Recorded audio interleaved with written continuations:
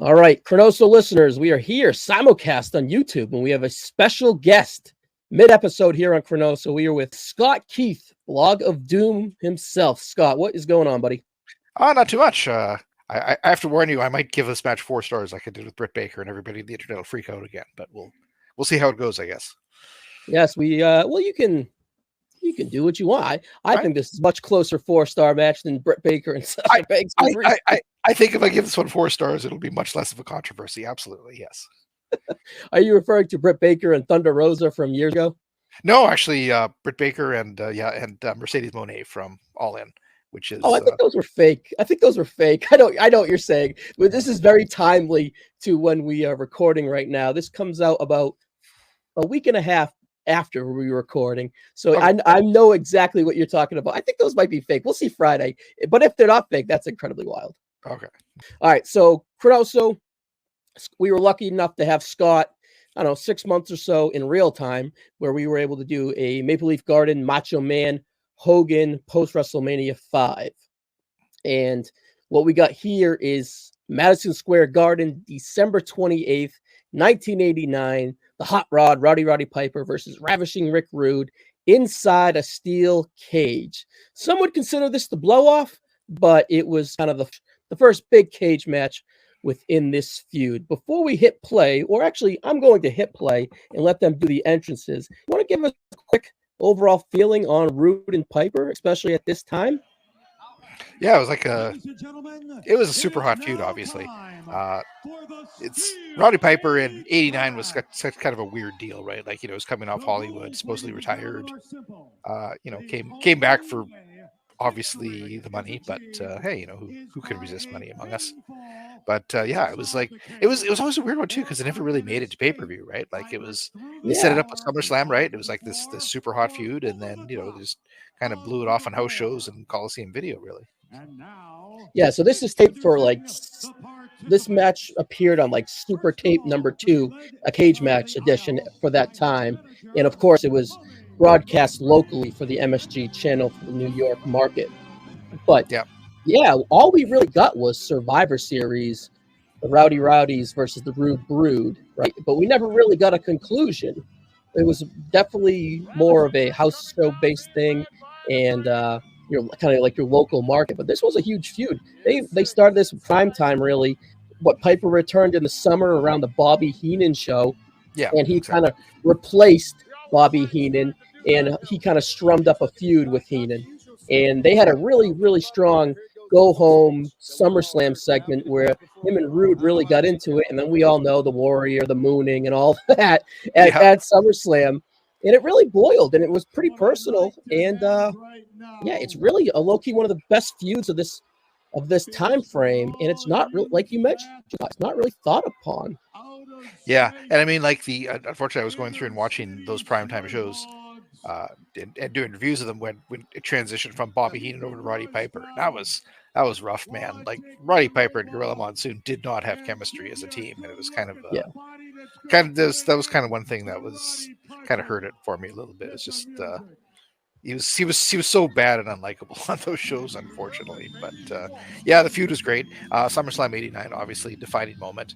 Coming out, Mooning Rude, like super hot finish. One of the best transitions from one feud to another feud that we've seen, actually, which is kind of a cool thing you didn't see that often, where they're blowing off the Rude and Warrior feud and moving over to the Piper one in one match was kind of a cool little bit of business too, I thought, as well. Yeah, it kept Rude super, super hot, and one of the top heels in the company. And Warrior didn't really get anything. He was totally hot. He was going to be totally fine. The interference didn't matter to him whatsoever. It was just a really strong pivot for sure. Yeah, exactly. Now, we talked about Piper before in the past, and we kind of talked about the mid-'80s. What did you think of him as a kind of a babyface at this time period at the late '80s heading into the '90s? Yeah, it was a weird period for him. Like, obviously, like I say, he was in there for the money. He wasn't doing any. I think he did like 1 or 2 jobs, I thought, but most of the kind of stuff was going to be like his WrestleMania 6 deal, where it's bad news, where he goes out and does his stuff, and it's a double count out or double disqualification or whatever like that. It was pretty rare where he was going to go out and lose any matches at this point. Yeah, it is weird. You say it. It's like if he goes to like 120, right, out of 100 with the whole.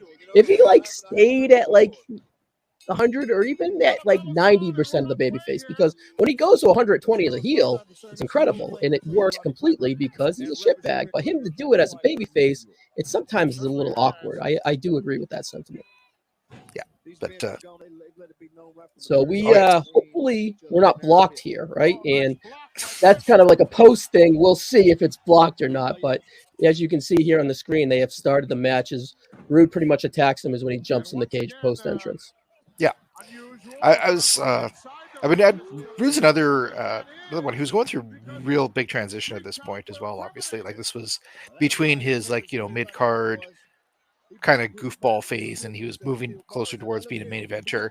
But early in 1990, he cut his hair off and he became a real threat to Warrior. Obviously, he was going to be the next challenger. So again, this was a really important point for Rude too, and you could see him improving rapidly as we're as going through 1989. Probably matches with Piper like this were probably a big help as that as well, making him seem more like a main event guy than he had been before, rather than the swiveling idiot that was kind of doing the feud with Jake Roberts earlier on, that sort of stuff. Yeah, he's very pivotal. He's a nice cog in the heel machine. He can take a loss, but he's very credible still. And him and Bobby go really well together, especially kind of coming out, and you learn that they didn't necessarily love being together, right? Yeah, exactly. Yeah, and I mean, honestly, and the stories about how he did not get along with Hulk Hogan either are kind of a shame, because he could have been a really effective challenger for Hogan earlier on, but they had the one match and Hogan wasn't into it, and that was it for Rude in that position, unfortunately, which is a real shame, because like that, what more of a perfect feud could there be, honestly, like with those guys? Off the top of your head, do you know when that match was with Hogan? That was 88 in Boston, I think it was one where they had they did the arm wrestling match, and I guess he didn't vibe with Hogan, didn't work for him, brother, and hey,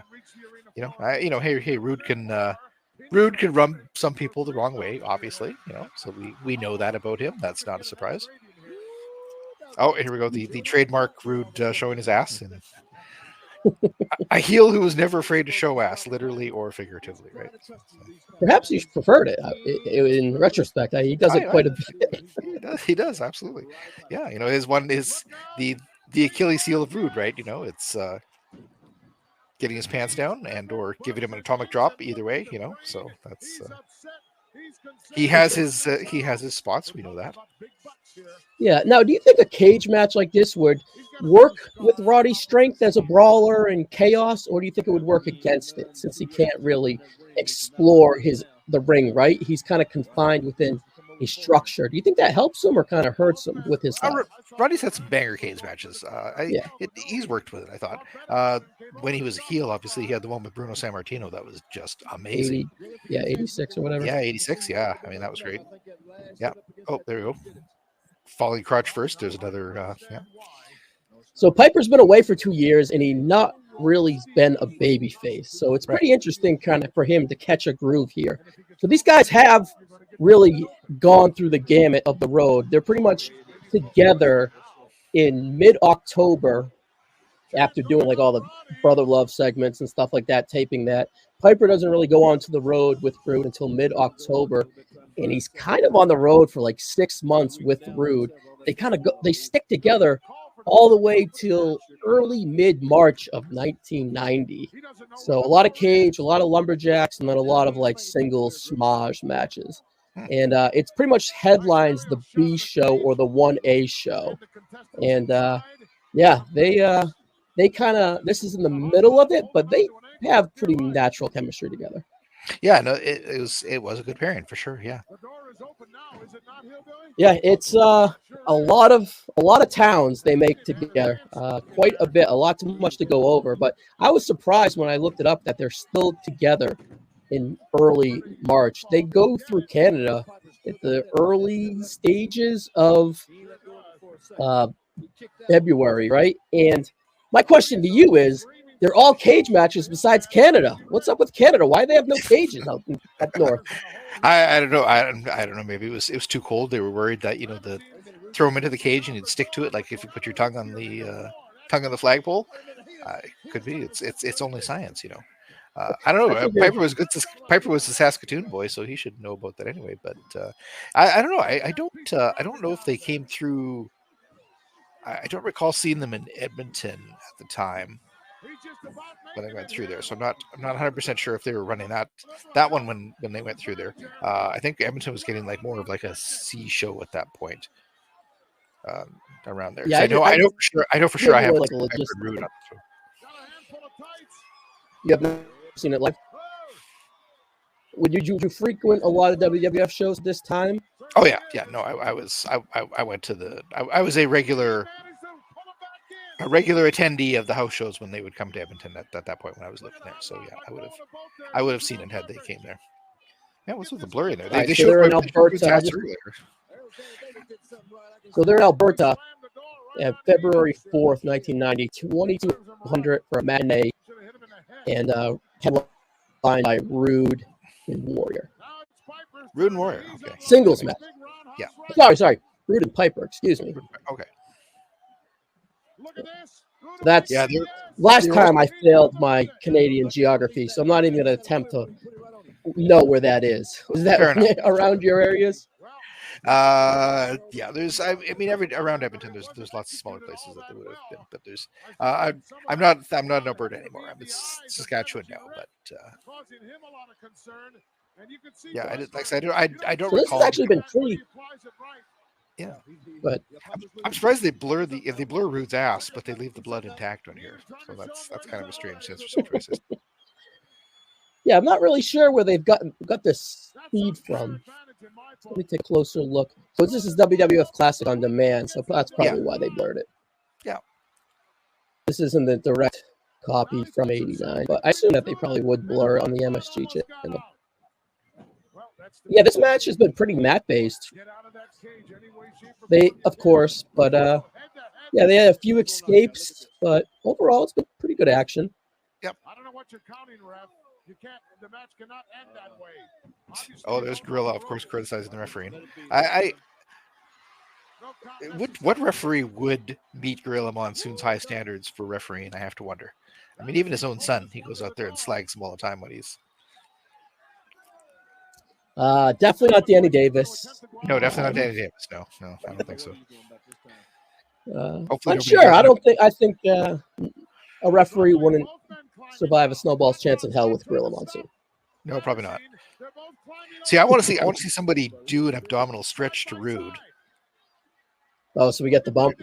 So we get because he has abs of steel, right? So he can no-sell the abdominal stretch and power out of it. Right?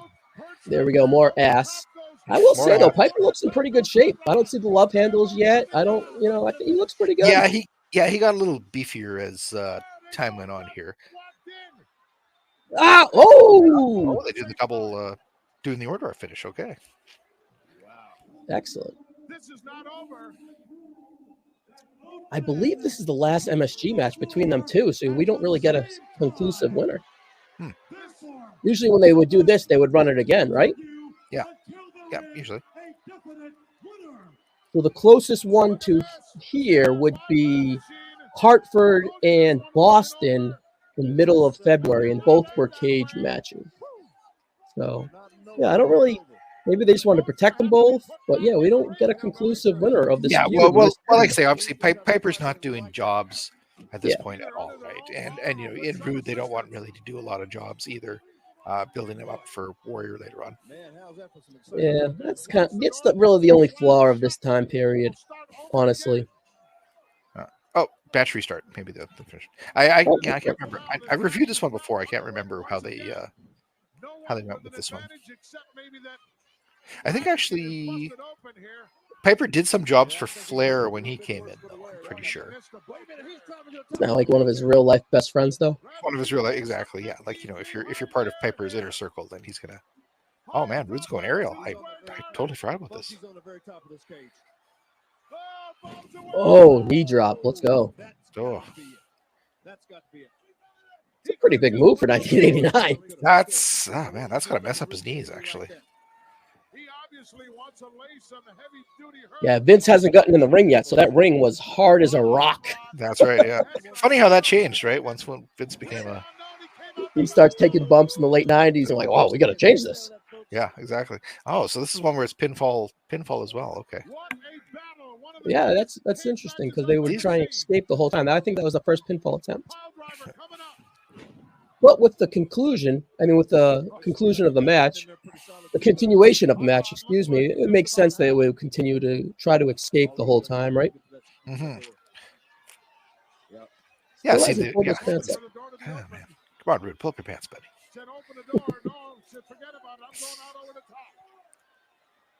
Shall we attempt that again now? Yeah, the hybrid rules were always strange. Yeah, I don't. I mean, either one is fine, but yeah, just kind of pick one and.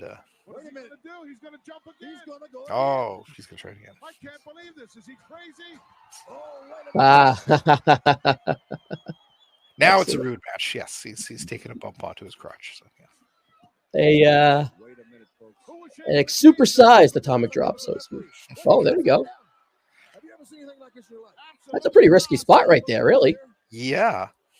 This crowd here is totally just out of it. Ravishing is hung up there. That's cool.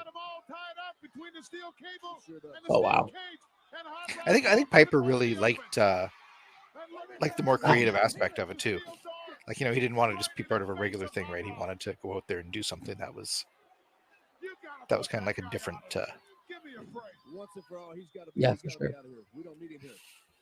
He's always thinking beyond the actual normalcy of it, right? Sometimes it's to his detriment in a way.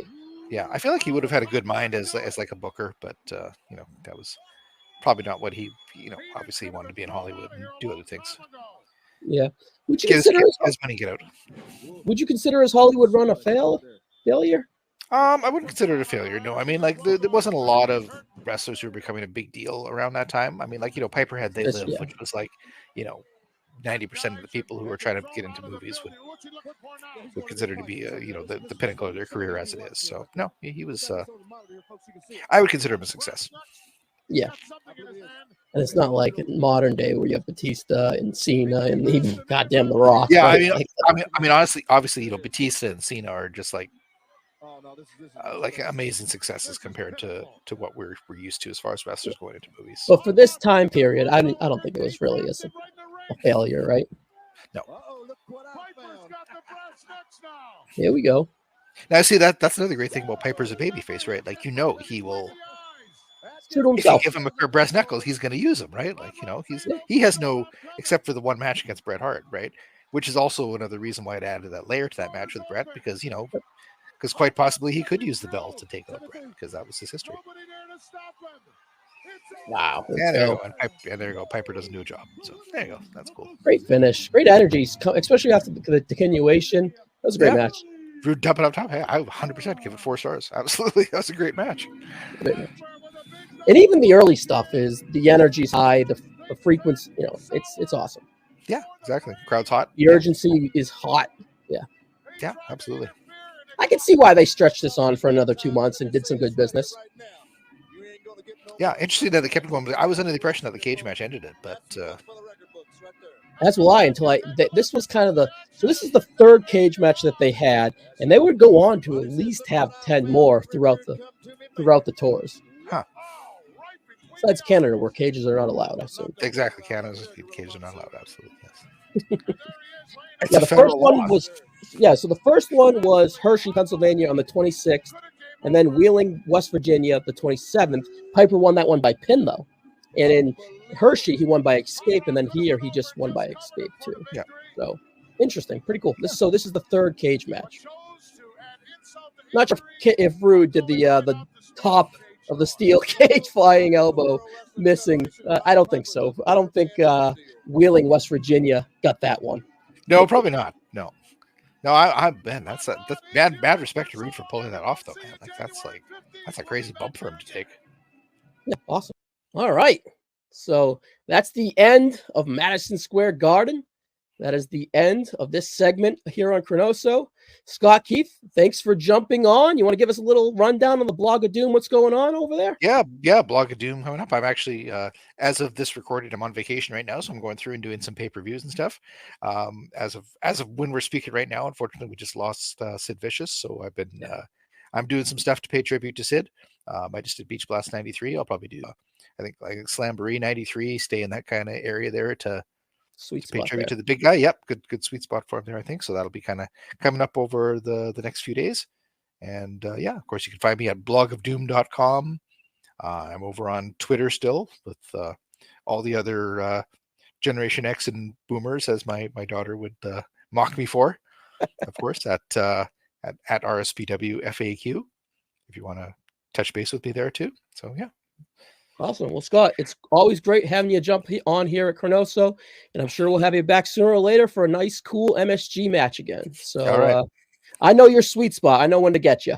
Thanks for having me. All right, Scott. Thank you very much. See you in the next one, guys. Okay.